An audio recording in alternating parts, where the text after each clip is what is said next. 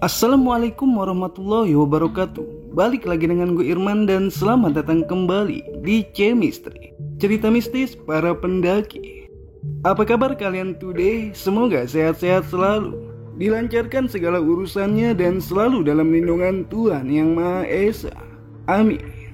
Oke, kali ini kita akan kembali mendengarkan cerita dari Buluk Tim Sableng. Asik nih, udah pada kangen kan? Nah, di cerita ini tim pemburu Jablay menjejakkan kaki di Gunung Sumbing. Kayak gimana nih serunya cerita BTS di Gunung Sumbing? Simak dah video ini, tonton sampai habis biar kalian paham akan alur ceritanya.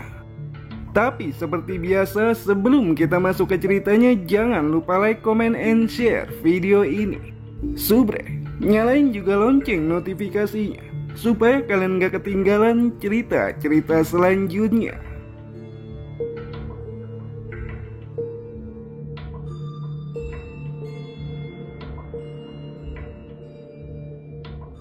Di pendakian kali ini, Abdul Bayaki berencana ingin melakukan riset pendakian, di mana pendakian yang ia lakukan bersama Buluk Tim Sableng di masa lalunya sering sekali mengalami kejadian horor.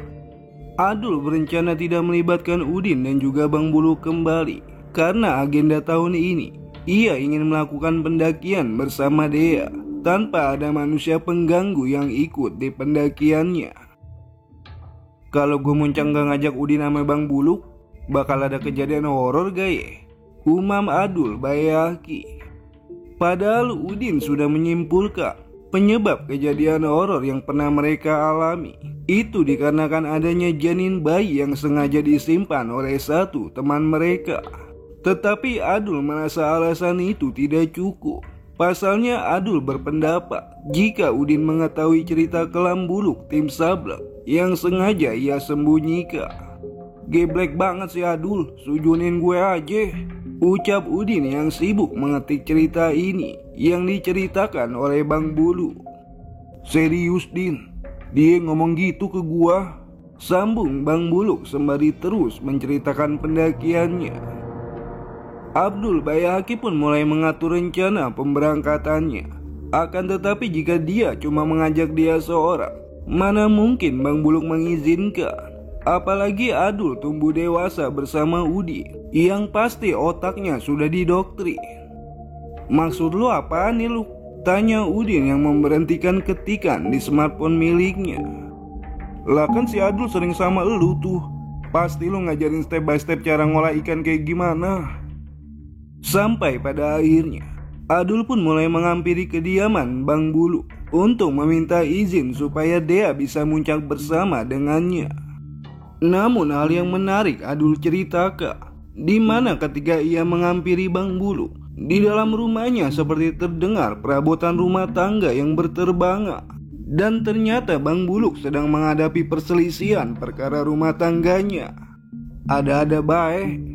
Singkatnya 3 hari kemudian, Abdul pun kembali ke habitat Bang Buluk di rumahnya. Dengan percaya diri, Abdul mulai membicarakan maksudnya jika ia ingin mengajak dia kembali muncak bersamanya ke salah satu gunung yang berada di Jawa Tengah tersebut. Sebenarnya Bang Buluk mengizinkan, akan tetapi ia meminta Abdul untuk mengajak yang lainnya untuk menemani mereka berdua. Abdul yang keceplosan meminta Bang Buluk ikut. Akhirnya diiyakan juga oleh Bang Buluk jika ia akan menemani mereka berdua. Dan setelah memantapkan diri memilih gunung yang akan mereka singgahi, akhirnya mereka bertiga pun mulai merencanakan waktu pemberangkatannya. Bulan Agustus menjadi bulan pemberangkatan mereka ke Gunung Sumbing dengan memilih jalur via Butuh Kali Angkrik. Menurut alasan Bang Buluk, mereka memilih jalur ini dikarenakan ingin menikmati permukiman yang berada di kaki Gunung Sumbing dengan julukan Nepal Panjava, atau seperti Nepalnya Indonesia yang berada di Dusun Butuh Kali Angkrik. 2 hari sebelum keberangkatan mereka bertiga, tiba-tiba grup WhatsApp dihebohkan dengan agenda Mela yang ingin membuat acara reunian. Ditambah lagi acara reunian itu direncanakan dengan barengnya rencana pendakian Abdul dan Bang Buluk ke Gunung Sumbing. Dan entah kebetulan atau tidak, Ternyata agenda itu dibuat karena perselisihan perkara rumah tangga di antara rumah tangga Bang Buluk, Mega dan juga Mela. Kompak bener pada, sampai ribut rumah tangga aja barengan. Aji gile, celetuk Adul di pesan grup WhatsApp. Dan karena kejadian itulah, Mela dan Mega berencana mengalihkan sementara perkara rumah tangganya dengan ikut bersama Adul dan juga Bang Buluk. Adul pun berencana untuk mengajak Udin ke dalam pendakian. Akan tetapi Mela melarang keras jika tidak usah mengajak Udin tanpa memberikan alasan yang pasti. Pokoknya Mela kagak mau dah kalau ada Udin di pendakian ini. Lagian siapa juga yang mau ikut? Cuma nambah perkara kehidupan gue doang, ucap Udin bukan Samsudi. Sebenarnya Udin sama Mela ada masalah apa sih? Kayaknya makin kesini mereka berdua makin kesono. Makin bermusuhan kayaknya, tanya Adul yang mulai penasaran. Musuhan gimana? Masa iya musuhan? Tapi tenda yang biasa Udin bawa ada di rumahnya Mela. Mana gua ngambil ke rumah lakinya lagi di Bogor, sambung Bang Bulu. Dan singkatnya, akhirnya malam sebelum pemberangkatan, mereka berlima pun menyempatkan untuk bertemu dan ngopi bersama di rumahnya Bang Bulu. Mela yang emang udah datang sejak siang hari di Tangerang mulai menampakkan wujudnya di tengah-tengah mereka. Adul pun yang emang udah beberapa tahun kagak ketemu sama Mela mulai pangling dengan perubahan gaya Mela. Anjayani, makin cakep bae lu sekarang. Udah kayak Iris Bella bininya Amar Joni, ujar Adul yang mulai terpesona.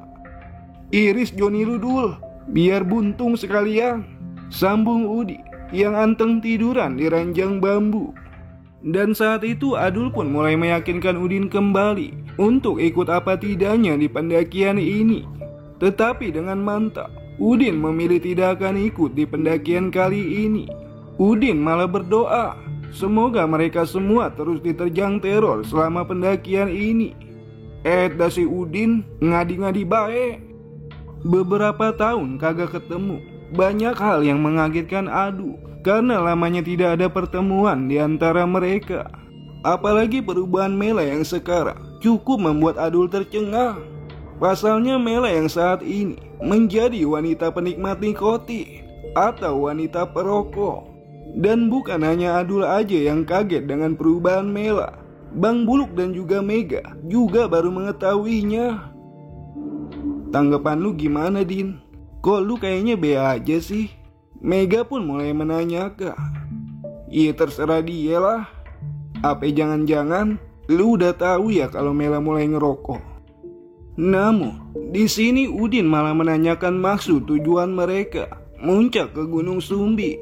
Padahal menurut Udin sendiri masih tersisa 2 nazar yang harus mereka selesaikan di Gunung Gede. Dan menurut Udin juga, alangkah baiknya mereka melunasi nazar sahabatnya terlebih dahulu sebelum muncak ke gunung lain.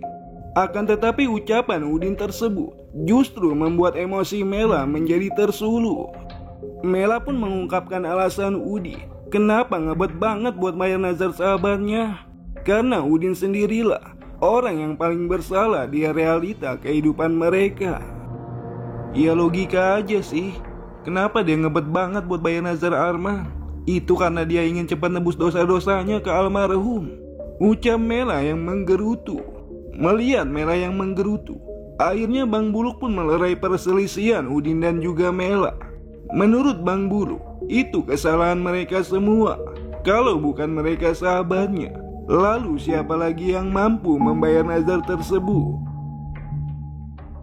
Singkatnya, setelah melakukan perjalanan kurang lebihnya 10 jam dari Tangerang menuju Magelang, sore itu mereka berlima pun sampai di Dusun Butuh, Kaliangkring. Pemandangan yang indah sangat memanjakan mata, apalagi dengan adanya pemukiman yang tersusun rapi memadati kawasan kaki Gunung Sumbi, semakin menambahkan keindahannya. Dan sampai pada akhirnya mereka pun menuju homestay yang direkomendasikan oleh Udin. Dan di malam harinya, Udin pun menghubungi mereka via WhatsApp. Udin juga meminta mereka jika membutuhkan sesuatu bisa langsung datang ke temannya yang asli warga Dusun Butuh. Malam itu menjadi agenda sibuk packing perlengkapan pendakian. Dan menurut Adul sendiri, banyak barang pendakian milik Udin yang dibawa oleh Mela. Kayaknya gue kenal nih barang-barang gue lihat-lihat. Kepo banget sih lu Dul, pungkas Mela kala itu. Dan dengan suhu yang cukup membuat tubuh mereka menggigil, akhirnya mereka pun memanfaatkan momen malam ini dengan hidangan kopi hangat dan cerita masa lalunya.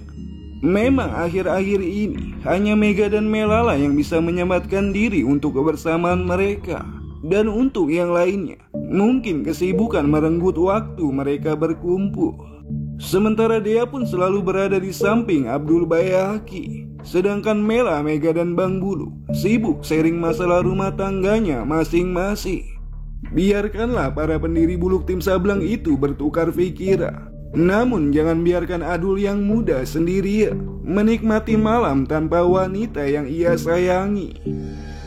Andai bulan yang terang bisa berkata jujur, mungkin malam ini bulan itu sengaja memberikan sinarnya untuk kita, ucap Abdul sembari menggenggam tangan lentik pujaan hatinya. Bang Adul udah kayak Bang Udin deh kalau merangkai kata-kata, sambung deh. Bang Udin itu diibaratkan gunung Sumbing yang memiliki beberapa puncak di atasnya. Dan entah puncak itu kutukan keserakahan atau memang kagak bisa melepas kehidupan masa lalunya. Yang jelas, abang lebih memilih menjadi gunung perahu yang bisa memberikan keindahan untuk Neng Dea. Adul pun terus mengeluarkan butiran kata indah yang ada di pikirannya. Bisa dibilang Adul ini cowok dengan titel jomblo akut di hidupnya. Bisa-bisaan sekarang dia jadi bucin. Sementara di sisi lain, Bang Buluk dan yang lainnya asik membicarakan kehidupan pribadinya masing-masing. Dan seiring berjalannya waktu pembicaraan, mereka pun mulai mengarah ke urusan rumah tangganya. Berbeda sebelum mereka menikah, setiap pembicaraan yang keluar hanya membahas agenda pendakian dan candaan saja. Kagak kerasa ternyata mereka udah beristri sama bersuami. Tiba keesokan harinya, mereka pun mulai packing peralatannya kembali, memastikan jika barang yang mereka bawa tidak ada yang tertinggal. Dan sebelum mereka memulai langkah pendakiannya, Bang Buluk meminta mereka untuk berdoa terlebih dahulu. Waktu pendakian yang dilakukan pada tengah hari ini cukup untuk membakar kulit mereka karena teriknya sinar mentari. Udah tradisi banget gak tuh? Niat naik pagi, nggak taunya malah tengah hari gini, ujar Mega yang sesekali membenarkan keril di punggungnya. Memang sejak awal pemberangkatan mereka, Mega terlihat lebih sensitif dibandingkan wanita lain di dalam rombongannya. Biasanya wanita yang terkenal sewot di timnya itu adalah Mela. Akan tetapi Mela lebih diam dan memfokuskan dirinya itu. Sampai tibalah di pos pendaftaran, mereka pun dikejutkan dengan peraturan pengelola pendaftaran via Butuh Kaliangkri. Memang setiap pos pendaftaran mempunyai peraturan yang berbeda. Akan tetapi di pos pendaftaran Kaliangkri ini bisa dibilang tegas akan peraturannya. Semua barang bawaan pun dicek tertulis oleh pihak pengelola. Sampai satu bungkus rokok pun dihitung isi berapa batangnya. Dan jika puntung satu batang rokok tidak dibawa turun kembali, maka mereka semua akan dikenakan denda 10 kali lipat. Dan semua peraturan itu berlaku untuk logistik yang mereka bawa. Sebenarnya hal seperti itu memang baik diberlakukan untuk semua gunung yang berada di Indonesia. Hal seperti itu juga akan mengurangi sampah yang tertinggal di jalur atau di puncak gunung, baik yang disengaja ataupun yang tidak disengaja. Dan setelah mengurusi Maksi, akhirnya mereka pun memilih menaiki ojek yang berada di sekitaran pos pendaftaran. Di samping mempersingkat waktu, mereka juga ingin menumbuhkan pemasukan ekonomi bagi warga sekitar yang mencari nafkah sebagai jasa angkutan para pendaki. Dan dengan melewati pemukiman yang padat, pemandangan yang indah cukup menemani perjalanan mereka sampai ke pos ojek. Dan dengan durasi yang lumayan memakan waktu, Mereka pun akhirnya sampai juga satu persatu dari pacuan kuda besi yang dimodifikasi sedemikian rupa sebagai alat transportasi perjalanan mereka. Anjrit, keram pantat gua. Parah banget tukang ojek. Masa gue dibonceng di layar motor sih? Ucap Adul sembari terus mengusap pantatnya itu. Masih mending di layar motor. Emang lu mau dibonceng di layar keranda? Sambung Mega. Dan sampai pada akhirnya mereka pun mulai melangkahkan kakinya di cuaca yang lumayan terik karena sinar mentari.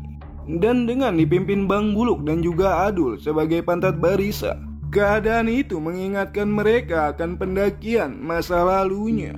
Jadi menurut warga setempat, mitos di Gunung Sumbing itu dilarang mengatakan apa yang dirasakan oleh tubuh. Mau sedingin dan sepanas apapun pendakiannya, cukup untuk dia rasakan dan jangan diucapkan. Kenyang. Adul pun terdengar terus mengatakan hal itu selama menempuh pos 2. Kenyang apaan? Makan juga belum? Sambung Mela menimpa ucapan Abdul Bayaki. Siapa tahu gue kenyang beneran. Siapa tahu juga mitos ini jadi kenyataan. Bodoh amat tulah. Dan hampir memakan waktu 1 jam lebih, akhirnya mereka pun sampai di pos 2. Mela pun mulai mengeluarkan bungkusan rokok yang ia bawa. Dengan aroma mint, asap rokok itu membumbung tinggi mengudara. Dan ketika di pos 2 ini, Mega pun merasakan kram di bagian perutnya. Dan karena tidak ada sumber air di pos 2 ini, maka mereka lebih memilih break di area pos 3. Perjalanan pun masih terasa landai dari pos 2 menuju pos 3 ini. Akan tetapi jalur yang kering mengharuskan menutup pernafasan mereka dari debu tanah yang mereka pijaki. Pemandangan pun terlihat indah di perjalanan mereka menuju pos 3. Pemandangan Gunung Merapi dan juga Merbabu terlihat begitu dekat dari penglihatan mata. Dan terdengar seperti ada aliran air di perjalanan menuju pos 3 ini. Dan ternyata aliran sungai dengan ukuran sedang menyapa kedatangan mereka. Adul pun langsung membasuh mukanya dari debu, disusul juga oleh yang lainnya, sembari mengisi wadah persediaan air. Sumber air Sudeka, habis pakai air, jangan lupa subrek, ucap Abdul sumringah. Di area aliran air itu pula, mereka pun mulai membuka peralatan masak-memasak. Mela terlihat masih handal dalam urusan ini. Begitu pula dengan Mega yang sesekali mengajarkan Dea untuk memasak. Bang Buluk pun mulai mengisi wadah persediaan air satu persatu. Sementara Adul hanya sibuk bermain air sembari terus memandangi kota Magelang yang terlihat jelas di area ini. Ingat ya, semua sampah harus dibawa lagi. Gua gak mau kita kena denda karena urusan sampah, pinta Bang Buluk ke rombongannya. Akan tetapi yang aneh, kenapa tidak ada pendaki lain yang menaiki gunung ini? Semenjak perjalanan naik mereka tidak menemukan tanda-tanda adanya pendaki lain yang menaiki Gunung Sumbing tersebut. Nesting lu mana bang? Noh, nesting gue dipakai Adul gayungan buat mandi, sambung Bang Buluk sembari menunjuk Abdul Bayaki. Anjayani, ada 10 aja kayak lu dul di rombongan ini, bisa 7 keliling gua. Dan baru sebentar aja Adul pun sudah mulai mengenakan pakaiannya kembali. Menurutnya, air di kawasan Gunung Sumbing ini terasa amat dingin meskipun cuaca terasa terik. Dan setelah itu mereka pun langsung mencicipi menu makanan. Tidak lupa setiap detiknya mereka akan memeriksa kembali sampah yang mereka bawa.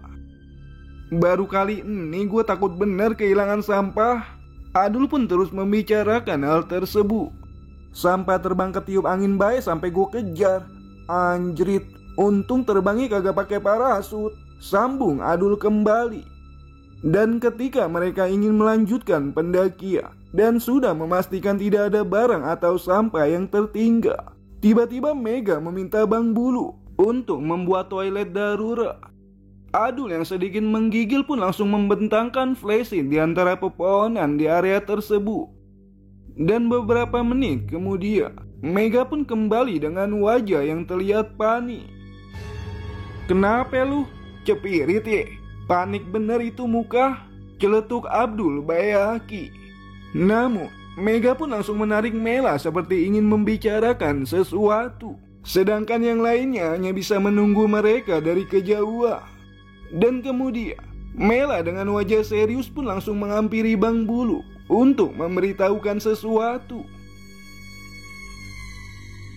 Dan sampai tiba sore hari, mereka pun masih belum memutuskan untuk melanjutkan pendakian atau kembali turun ke kaki Gunung Sumbing. Bang Buluk mulai gelisah. Dia terus mundar-mandir tak tahu arah. Dan akhirnya Bang Buluk pun menghampiri Mega. Dia meminta sampah pembalut itu untuk terus dibawa. Dan setelah asar nanti, Bang Buluk juga akan memutuskan untuk melanjutkan pendakian atau kembali turun bersama-sama. Lu pernah ngalamin posisi haid kayak gini kan dulu pas main ke Curug Putri? Tanya Bang Buluk. Dasar si Udin geblek, pakai nyeritain kejadian itu lagi.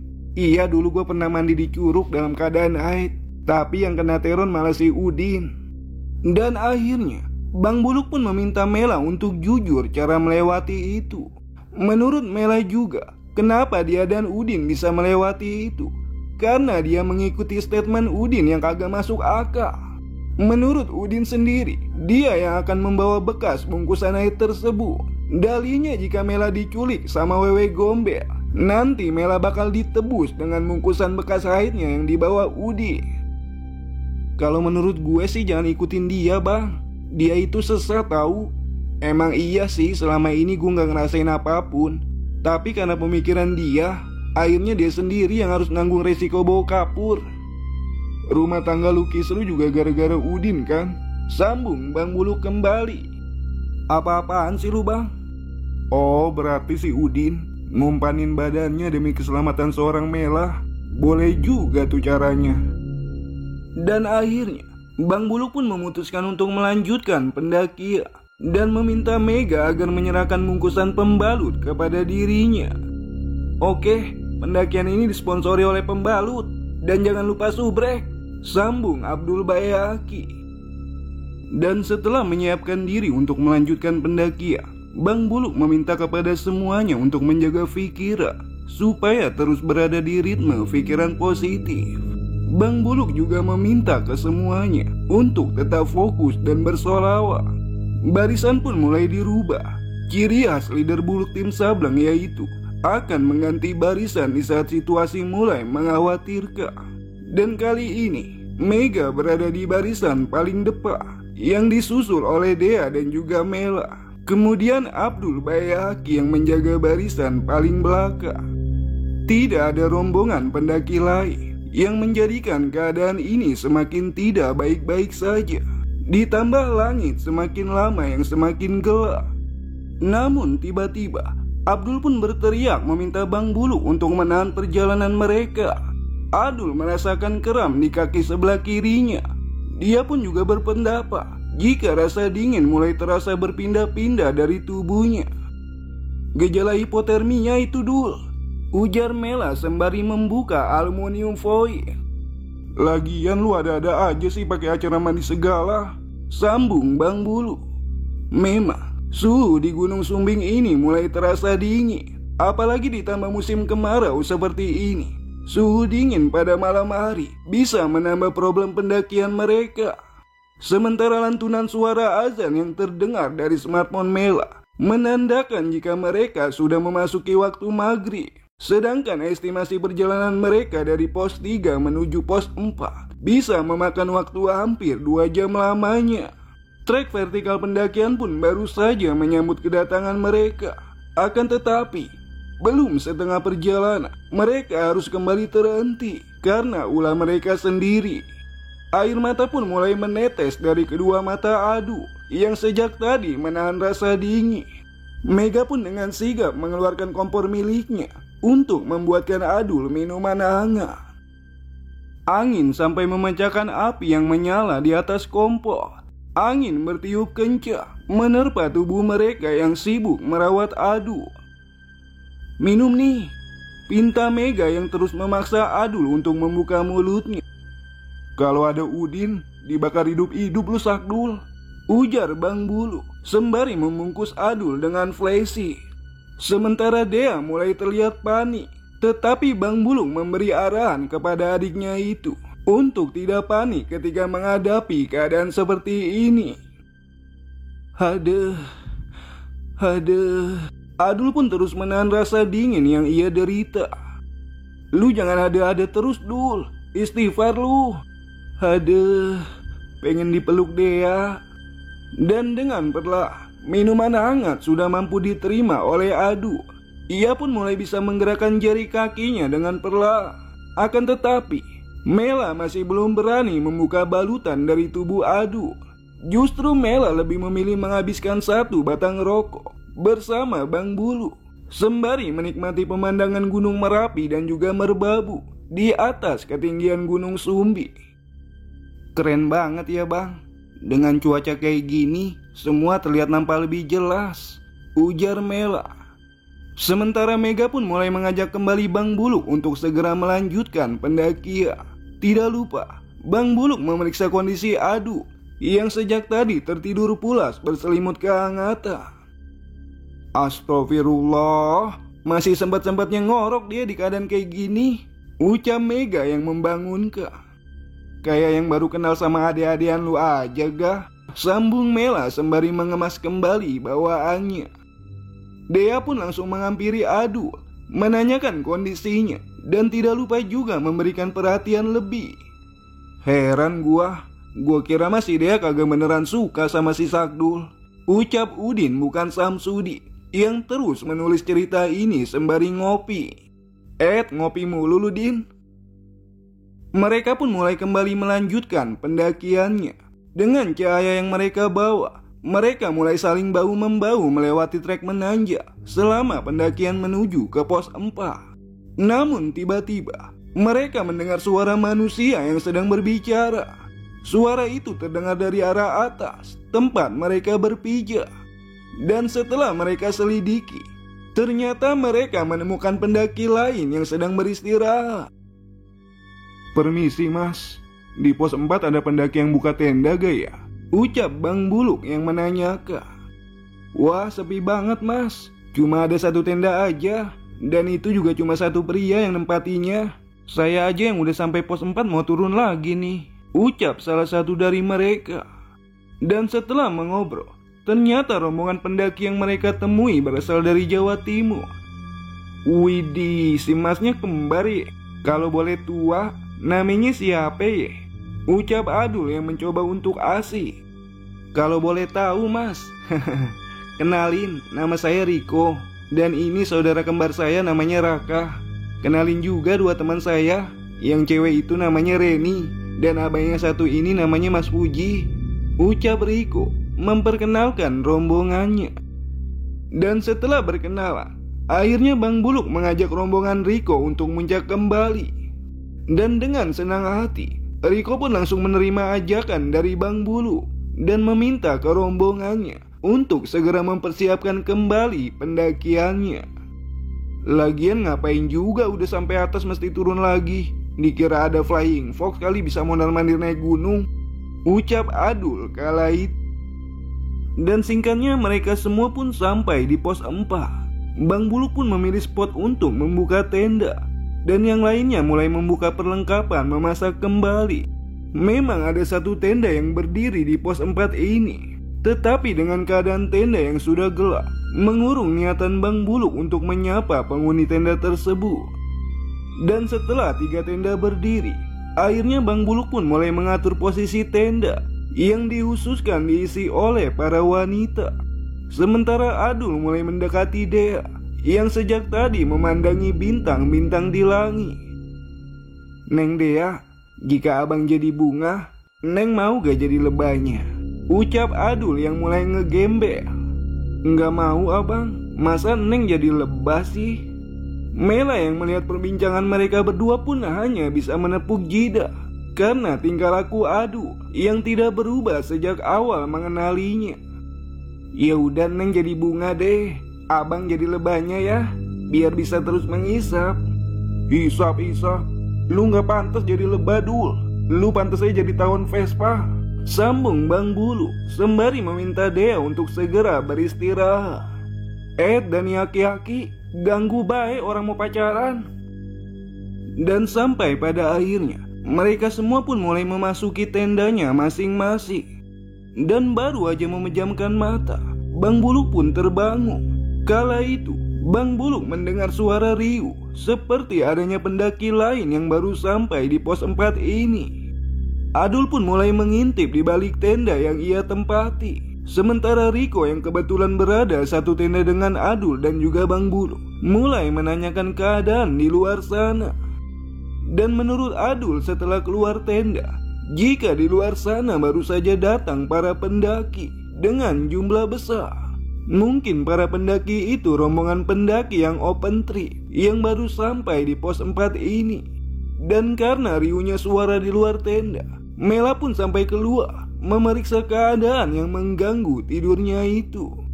Dan dengan pandangan diselimuti oleh kabut tipis, Mela mulai memperhatikan satu persatu rombongan pendaki tersebut. Dan setelah memutuskan untuk melanjutkan tidur kembali, cuaca mulai terasa dingin, menembus material tenda dengan suhu dinginnya itu. Adul pun bergegas keluar menambahkan flashlight ke beberapa tenda teman-temannya. Perasaan dari tadi kayaknya jam 11 mulu. Mati kali ya jam tangan Rolex skeleton gua, gumam Adul sembari memasuki tenda kembali.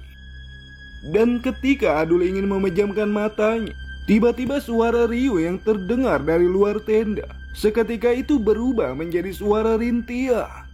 Adul pun langsung membangunkan Bang Buluk yang baru saja terlelap tidur untuk mendengarkan suara rintian yang saling bersahutan itu. Bang Buluk pun langsung mendengarkan keadaan sekitar. Akan tetapi suara rintian yang dimaksud oleh Adul tidak terdengar sedikit pun oleh Bang Buluk. Seriusan bang, tadi mah ada suaranya. Masa iya gue bohongin elu? Tidak mendapatkan suara itu, Bang Buluk pun meminta Adul untuk melanjutkan tidurnya kembali dan jangan membangunkan dirinya jika bukan dalam kondisi bagi-bagi sembako. Sementara di sisi lain, Mega pun mulai merasakan tak nyaman dalam tidurnya.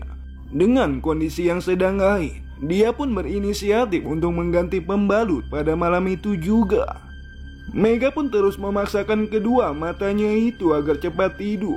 Namun semakin dipaksakan, justru semakin tak nyaman. Saat itu Mega sudah tak tahan lagi menahan rasa kurang nyaman. Dan dengan memaksakan keadaan, akhirnya Mega pun keluar seorang diri. Kala itu, Mega melihat ada satu pendaki pria yang sedang merokok di depan tenda. Sepertinya pria itu pemilik tenda yang sejak awal berada di pos 4 ini. Dan karena sudah tak tahan lagi, akhirnya Mega pun membangunkan Mela agar menemaninya keluar untuk mengganti pembalut. Dan dengan keadaan masih mengantuk, Mela pun mengantar Mega keluar tenda sembari membawa flashlight. Tirai flashlight pun sudah mereka bentangkan menutupi pandangan dari pendaki lain yang berada di pos 4 ini. Dan dengan terus mengajak bicara ke Mega, Mela memperhatikan satu pria yang sibuk dengan satu batang rokoknya. Masih lama gak? Bentar Mel. Sambil menunggu Mega, Mela pun terus memperhatikan pendaki itu. Namun tiba-tiba ada sebuah genggaman tangan yang mengajaknya untuk kembali masuk ke dalam tenda. Dan karena Mela masih mengantuk, Mela pun tak sadar dengan yang mengajaknya. Yang dipikir itu adalah Mega. Sementara di sisi lain, Mega baru saja membereskan bekas pembalut yang ia kenakan. Niat hati kembali ke tendanya, justru Mela sudah tak ada di sana. Dan dengan terburu-buru, Mega pun melangkahkan kakinya menuju tendanya. Akan tetapi, saat itu tak ada satupun tenda yang berdiri di pos 4 ini. Hah, perasaan tadi gue gak jauh dari tenda. Masa sih gue salah jalan? Mega pun terus melangkah mencari jalan menuju tenda rombongannya. Rasa panik mulai merenggut pikirannya malam itu. Di tengah malam hari tanpa adanya sumber cahaya yang ia bawa, Mega masih kebingungan mencari jalan kembali. Air mata pun mulai keluar dari matanya yang fokus mencari jalan keluar. Namun tiba-tiba ada seorang lelaki yang mempunyai 2 tanduk yang menghampirinya kala itu. Lelaki bertanduk itu meminta Mega untuk terus melangkah menuju puncak sejati. Akan tetapi Mega tak percaya begitu saja dengan ucapan lelaki asing 2 tanduk itu. Mega pun berlari menghindari lelaki aneh tersebut. Namun entah kenapa, ia tak melihat pergerakan pepohonan yang ia lalui. Seakan-akan ia hanya berlari di tempat begitu saja, tanpa adanya pergerakan. Nafasnya mulai terengah-engah karena menghindari lelaki aneh tersebut. Dan kali ini, Mega benar-benar berada di puncak Gunung Sumbing. Terlihat juga sosok lelaki bertanduk itu yang sudah menanti dan menghampirinya. Mega yang masih belum menyadari kondisi apa yang sedang ia lalui, ia pun hanya bisa berdoa untuk keselamatannya. "Tinggalkan bungkusan itu di sini," ucap sosok lelaki bertanduk itu. Kamu siapa?" sambung Mega dengan tangis ketakutannya. Namun sosok lelaki itu hanya terdiam memandangi Mega. Mega pun kembali berlari menuruni puncak sejati dengan terus menerobos jalur pendakian yang tertutup rapat oleh rerumputan. Dan hanya ada 1 batang pohon yang terlihat di lokasi Mega berada. Dan di pohon itu pula Mega bersembunyi dari sosok yang menyeramkan itu. Mega pun terus menampar kedua pipinya. Mega berharap jika ini semua hanyalah mimpi.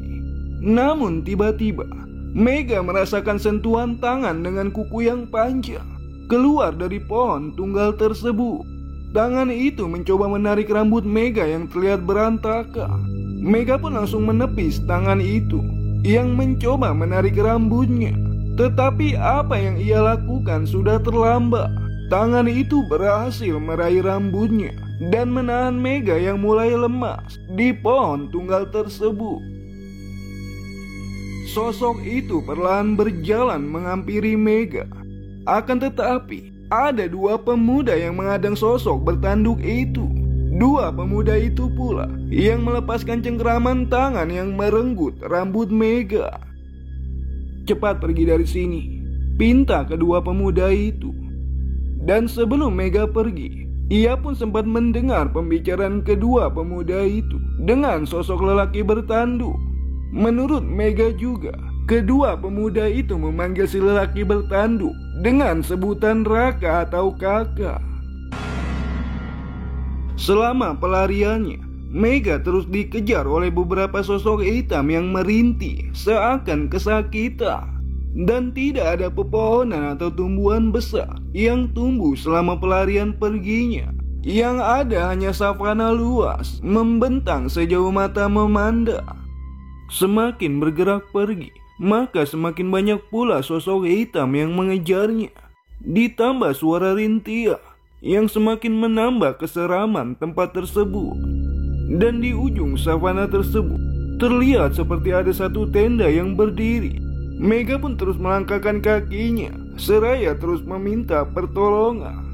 Sementara makhluk-makhluk hitam itu semakin mendekati Mega yang mulai lemah tak berdaya. Dan dengan sisa tenaga terakhirnya, Mega pun langsung terjatuh dan berhasil meraih pintu tenda yang berada di hadapannya. Uluran tangan pun keluar dari dalam tenda dan meraih tubuh Mega yang jatuh tersungkur di tanah. Mega langsung ditarik masuk ke dalam tenda yang gelap tanpa adanya pencahayaan di dalam tenda itu. "Gue pinta lu jangan keluar sampai fajar tiba. Lu bakal aman." Terdengar suara lelaki dalam kegelapan yang meminta Mega untuk bertahan di tendanya. Mega pun tak mampu berkata apa-apa. Ia hanya bisa menganggukkan kepalanya sembari terus menahan tangis. Sementara suara rintian masih terus terdengar mengelilingi tenda tempat di mana Mega bersembunyi. Pembalut bekas haidnya pun masih ia genggam erat-erat. Akan tetapi lelaki yang menolongnya masih terlihat dia memperhatikan suara-suara rintian tersebut. "Terima kasih bang, terima kasih sudah mau nolongin saya," ucap Mega dengan ketakutannya. Bulir-bulir keringat pun masih terus membasahi keningnya itu. Akan tetapi pagi yang dinantikan tak kunjung datang menghadirkan fajarnya. "Gimana kabar Mela sekarang?" Pertanyaan itu pun sontak mengagetkan Mega. Mega sampai beberapa kali menahan nafasnya. Kenapa lelaki yang menolongnya ini bisa mengetahui salah satu nama di dalam rombongannya? "Kamu siapa?" Kemudian lelaki itu pun langsung menoleh ke arah Mega di belakangnya dan berhasil membuat Mega terdiam mengeluarkan air mata. Mega berasa tak percaya dengan kondisi ini. Ia pun langsung memeluk lelaki tersebut. Wangi badan yang selalu ia kenal dan postur tubuh yang tak pernah Mega lupakan. "Ini beneran elu, Man," ucap Mega sembari terus menyentuh pipinya. Mega pun kembali memeluk sosok pria itu, sosok sahabat pendakiannya. "Berarti ketika gue dan yang lainnya sampai di pos 4 ini, ternyata tenda yang berdiri dari awal itu tenda elu, Man." Sosok itu pun hanya tersenyum, menandakan kebenaran apa yang dikatakan Mega barusan. Dan menurut Mega pula, sosok itu akan menemaninya di malam yang panjang sampai Mega bisa bertemu kembali dengan Bang Bulu. Mega pun lantas mencoba menanyakan kapan mereka akan bergerak meninggalkan tempat ini. Namun sosok tersebut menjawab, "Tunggu satu teman lu yang bakal jemput." Namun yang membuat Mega bingung, sekian lama menunggu kehadiran orang yang dimaksud oleh sosok itu, mengapa waktu serasa panjang dan tak berputar? Mega pun menanyakan hal itu ke sosok tersebut. Namun sosok tersebut enggan menjawab pertanyaan Mega. Hingga pada akhirnya datanglah satu pria tua dengan membawa tombak, mengajak mereka pergi dari kawasan savana tersebut. Pria tua itu meminta mereka berdua untuk terus berlari keluar dari padang rumput yang entah di mana ujungnya ini. Arman pun terus berada di belakang Mega, menjaganya agar tak tertinggal oleh pria tua itu. Bahkan ribuan ekor burung gagak terus terbang membuntuti dari arah belakang. Mega pun terus berlari, yang sesekali memikirkan di mana teman-temannya berada. Hingga sampai di ujung savana, Mega dan yang lainnya pun langsung dihadapi dengan lubang bawah tanah. Hanya ada lubang bawah tanah dan jurang yang entah berapa ratus meter kedalamannya. Sementara lelaki tua itu terus mencari jalan lain untuk mereka melarikan diri. Hingga sampai akhirnya ratusan burung gagak itu pun terbang mendekati mereka. Mereka pun mulai kalang kabut dengan keadaan yang seperti itu. Namun dari kejauhan terlihat dua pria yang bila diperhatikan setiap langkahnya mampu menjauhi burung-burung gagak yang menyerang mereka. Dua pria yang selalu tersenyum, senyuman yang indah dan menenangkan jika dipandang. Kemudian kedua pria itu pun meminta Mega, Arman dan si lelaki tua itu untuk melompat ke dalam lubang bawah tanah agar bisa keluar dari tempat ini. Kemudian lelaki tua itu mencoba mengajak berkomunikasi dengan dua pria tersebut. Dan dua pria itu pun memperkenalkan dirinya dengan nama Sindoro dan juga Die. Kedua pria itu pula yang menjelaskan jika burung-burung itu memang burung kesedia, burung yang kelaparan, dan burung-burung yang serakah akan kekuasaan yang mendiami puncak Raja Wali Gunung Sumbing. Sementara lelaki tua itu juga baru menyadari jika Gunung Sumbing itu adalah saudara tertua dari kedua pria ini. Saudaranya itu memiliki keserakahan dari saudaranya yang lain. Mega pun terus mendengarkan perbincangan mereka. Menurut kedua pria itu pula, jika saudara tertuanya mendapat kutukan yang mengakibatkan tumbuhnya kedua tanduk di kepalanya, dan tanduk itu disebut sejati dan Raja Wali. Dan kemudian kedua pria tersebut pun meminta Mega, Arman dan lelaki tua ini untuk masuk ke dalam lubang bawah tanah agar mereka bisa keluar dari tempat tersebut. Dan akhirnya mereka pun pamit dan berterima kasih karena sudah dibantu untuk keluar dari tempat yang mengerikan ini. Mereka bertiga pun melompat masuk ke dalam lubang yang dipinta. Hingga pada akhirnya mereka pun sampai di suatu tempat yang Mega kenali sebelumnya. Ya, tempat itu adalah pos 4, tempat di mana teman-temannya mendirikan tenda. Akan tetapi Mega tak melihat satupun tenda yang berdiri. Mega hanya menyaksikan Arman yang terluka parah, wajah yang dilumuri darah, dan kaki sebagiannya yang telah hancur. Mega pun langsung menangis memeluk Arman. Namun lelaki tua itu hanya bisa berdiam diri menyaksikan ini semua. Mega pun terus menopang tubuh Arman yang tergeletak di rerumputan. Dia terus berteriak meminta pertolongan. Bahkan Mega sampai memukul lelaki tua itu yang sedari tadi hanya dia. Meskipun Mega terus menampar wajahnya itu. Man, lu kenapa kayak gini? Sampai akhirnya lelaki tua itu pun meminta Mega untuk meninggalkannya bersama Arman. Berjalanlah ke arah timur. Di sana akan terdapat satu tenda yang akan membantumu keluar, dan kamu akan mengetahui jawabannya, ucap lelaki tua itu. Ya, ini adalah pilihan yang berat untuk Mega, karena Mega tak mau meninggalkan sahabatnya dengan kondisinya yang seperti ini.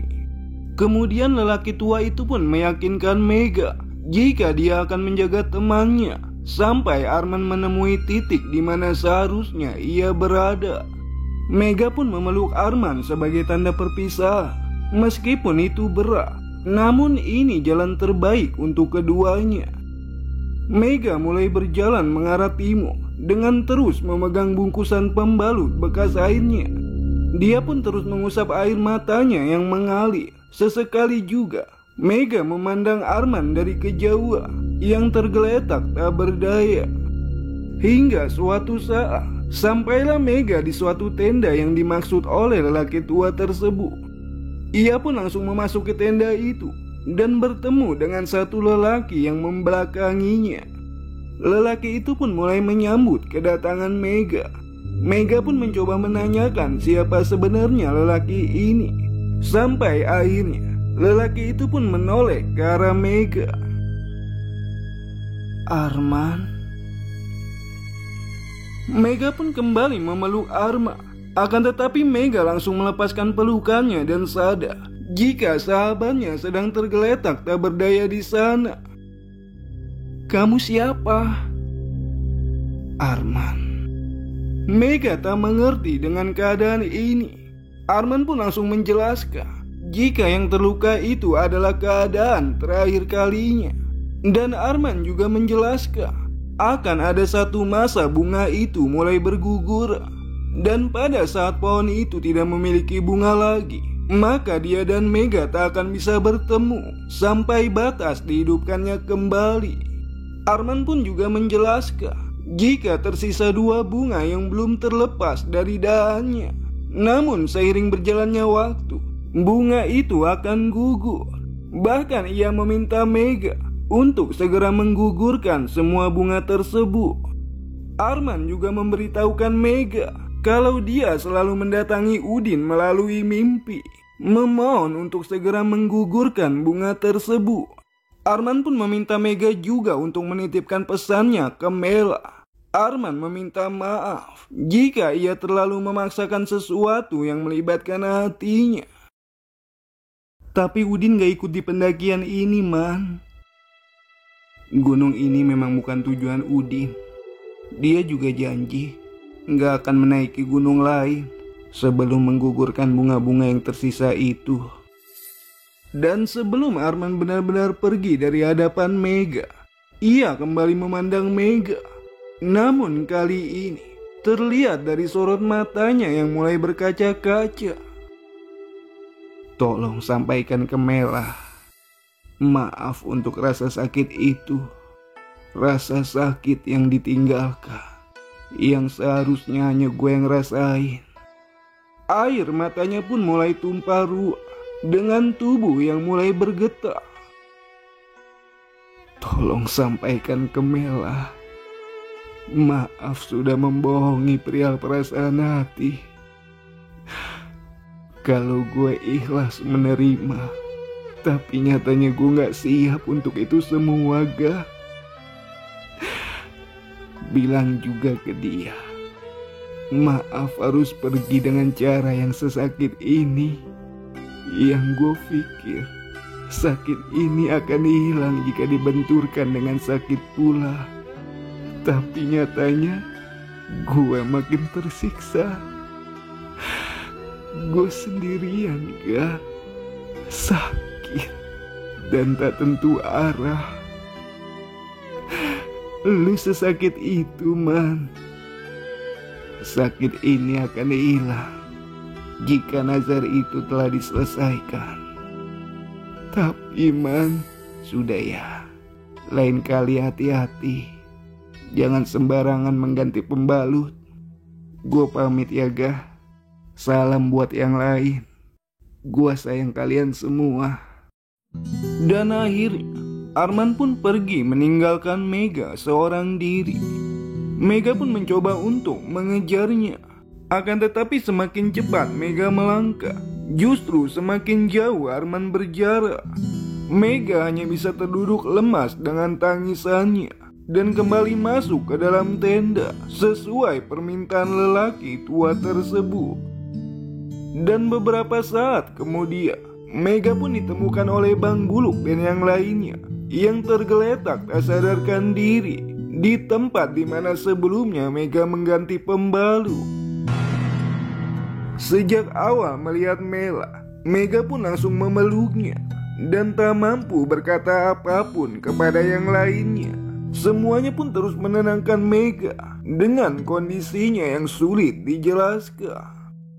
Mela pun menjelaskan jika saat menemani Mega mengganti pembalut, ia merasa Mega sudah selesai dan mengajaknya kembali ke dalam tenda sampai mereka kembali tertidur. Dan saat Mela terbangun, mereka sudah tak menemukan Mega di dalam tenda. Dan mereka pun mencoba mencari Mega keluar tenda. Dan ternyata hanya ada tenda mereka yang berdiri di pos 4 ini.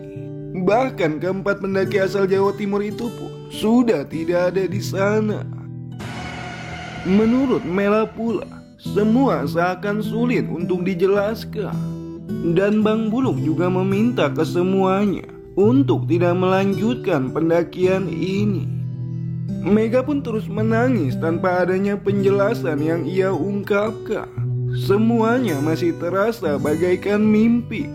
Sebenarnya, satu malam itu dia berada di mana? Dan mengapa ia tidak menyadari posisi Arman yang terluka parah?